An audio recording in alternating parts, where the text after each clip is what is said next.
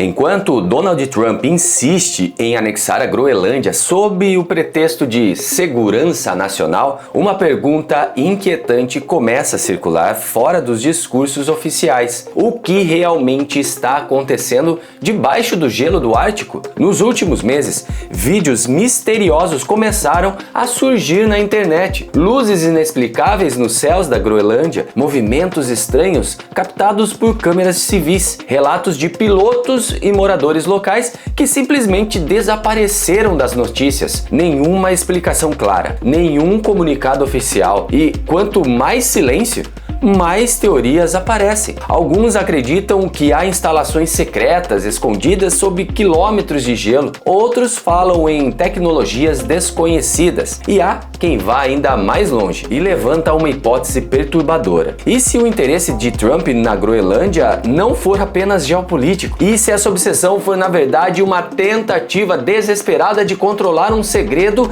que não é deste mundo? Parece roteiro de ficção científica, mas então segura a pergunta que ninguém responde. Por que uma ilha quase desabitada se tornou de repente um dos maiores e mais disputados territórios do planeta?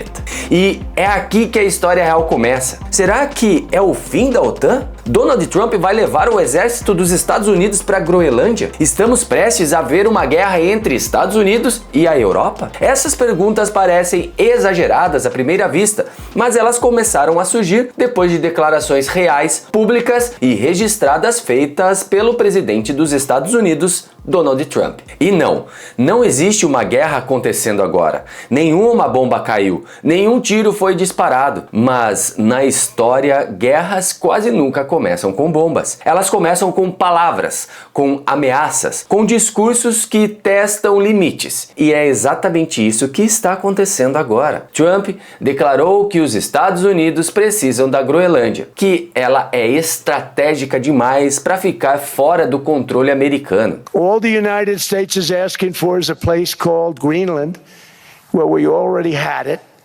as a trustee, but respectfully returned it back to Denmark not long ago after we defeated the Germans, the Japanese, the Italians, and others in World War II. We gave it back to them. We were a powerful force then, but we are a much more powerful force now. Quando um presidente fala isso, o mundo inteiro presta atenção, porque não é um cidadão comum falando, é o comandante do maior exército do planeta. Mas por que a Groenlândia? O que existe naquele território gelado que não pode colocar em risco a maior aliança militar da história? Para entender isso, a gente precisa voltar no tempo. A OTAN nasceu em 1949, logo após a Segunda Guerra Mundial. O mundo estava destruído, traumatizado e dividido. De um lado, os Estados Unidos e os seus aliados. Do outro, a União Soviética. A ideia da OTAN era simples e poderosa. Se um país membro fosse atacado, todos os outros reagiriam juntos. Isso ficou conhecido como o artigo 5. Em outras palavras, atacar um era como se fosse atacar todos. A OTAN não foi criada para atacar. Ela foi criada para dissuadir, para fazer qualquer inimigo pensar duas vezes antes de apertar o gatilho. E funcionou durante décadas. A OTAN foi um dos principais pilares da estabilidade global. Agora, vamos falar da Groenlândia, beleza? A Groenlândia, ela é uma ilha gigantesca, localizada entre a América do Norte e a Europa. Ela pertence ao Reino da Dinamarca hoje, que é também membro da OTAN. Apesar de ter poucos habitantes e muito gelo, ela ocupa uma posição geográfica extremamente estratégica. Quem controla a Groenlândia consegue monitorar rotas aéreas, marítimas e militares no Atlântico Norte e no Ártico. É como um enorme posto de observação natural, mas não é só isso. Debaixo do gelo da Groenlândia existem minerais raros e estratégicos. Esses minerais são fundamentais para a produção de celulares, baterias, carros elétricos, sistemas militares e tecnologia avançada. No mundo moderno, controlar minerais raros é quase tão importante quanto controlar petróleo no século passado. Além disso, com o aquecimento global, o gelo do Ártico está derretendo e isso está abrindo novas rotas marítimas, rotas mais curtas, mais baratas, mais rápidas. A Groenlândia pode se tornar uma peça-chave no comércio global do futuro. Agora, junte tudo isso. posição estratégica, recursos naturais e rotas comerciais emergentes. É por isso que os Estados Unidos já mantêm até presença militar na Groenlândia há décadas. Bases de monitoramento, radares e estruturas de defesa já existem ali.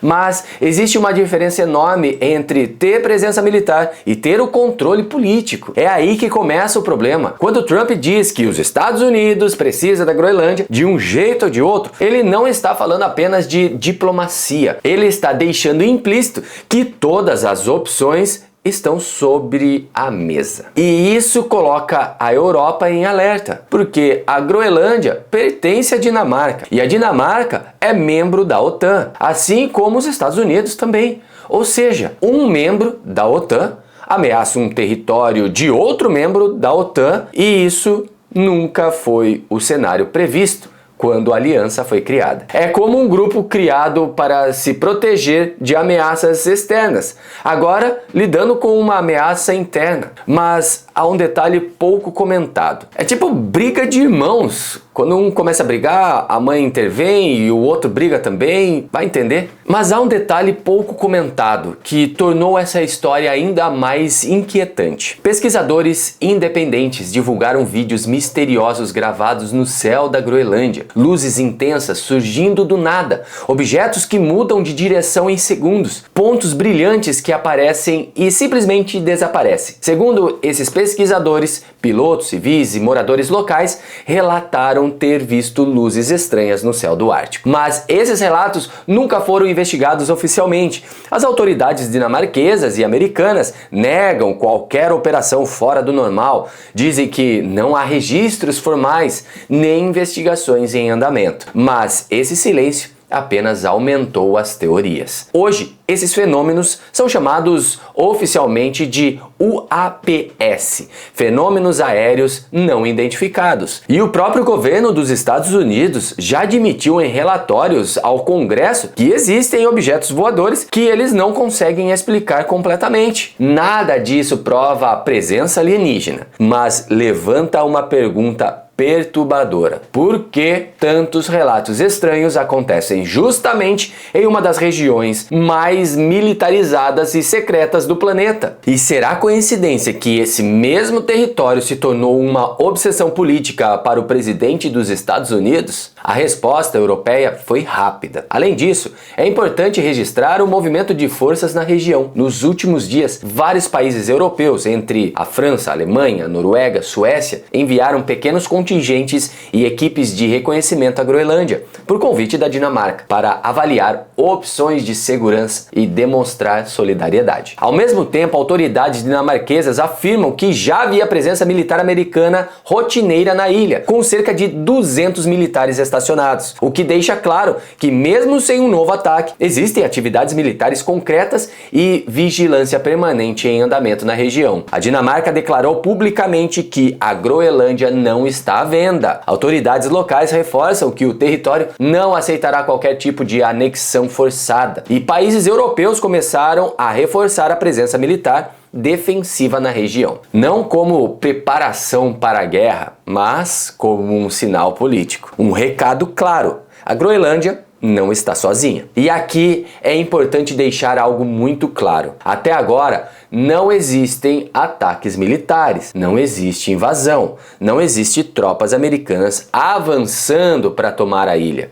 O que existe é uma escalada retórica perigosa. Na história, alianças não acabam de um dia para o outro, né? Elas se desgastam, perdem confiança, racham por dentro. E quando a confiança acaba, qualquer crise se torna muito mais difícil de controlar. Se em um cenário extremo os Estados Unidos atacassem a Groenlândia, isso colocaria a OTAN diante de um dilema sem precedentes. Como aplicar o princípio de defesa coletiva quando o agressor é o próprio líder da aliança? Seria o fim imediato da OTAN? Provavelmente não, mas seria um golpe profundo talvez irreversível na credibilidade da aliança. Hoje, o cenário mais provável ainda é a diplomacia, negociações, pressões políticas internas e externas, limites de impostos por congressos, tribunais e aliados. Mas o fato dessa decisão existir já mostra algo muito importante. A ordem mundial está mudando. Velhas alianças estão sendo testadas e territórios que antes pareciam irrelevantes agora se tornam centrais. A Groenlândia não é apenas gelo, ela representa poder, tecnologia, futuro e talvez segredos que ainda não entendemos completamente. Esse não é o fim da OTAN, mas pode ser um dos maiores testes que ela já enfrentou. E a pergunta que fica é: o mundo vai conseguir conter essa crise antes que ela saia do controle? E se você quer ver mais sobre estes e outros assuntos que realmente acontecem por detrás das manchetes, se inscreve aqui no canal. Aqui, o segredo dos fatos nunca fica escondido. E é o que eu sempre digo, que aqui a verdade é mais estranha do que a ficção.